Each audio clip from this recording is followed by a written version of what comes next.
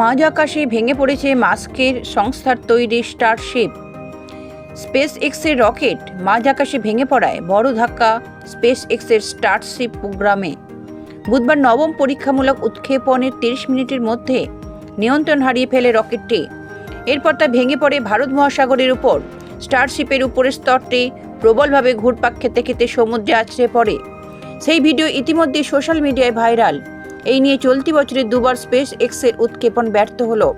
এর আগে রকেটের ইঞ্জিনে যান্ত্রিক গোলমাল হওয়ায় তা মাঝ আকাশে ধ্বংস হয়ে গিয়েছিল। এই দুর্ঘটনায় প্রাথমিক অনুমান, মহাকাশযানটি থেকে জ্বালানির লিকের কারণেই এই বিপত্তি। অনিয়ন্ত্রিতভাবে ঘুরতে থাকে রকেটটি এবং বিস্ফোরণ ঘটে যায়। আনুষ্ঠানিক বিবৃতি দিয়ে বিষয়টি নিশ্চিত করেছে স্পেস এক্স কর্তৃপক্ষ। টেক্সাস থেকে উৎক্ষেপণ করা হয়েছিল স্টারশিপকে। এর মধ্যে ছিল 8টি স্টারলিংক সিমুলেটর স্যাটেলাইট। কিন্তু স্যাটেলাইটগুলিকে পৃথিবীর কক্ষপথে ছাড়ার আগেই স্পেস এক্সের জ্বালানি লিক করতে শুরু করে।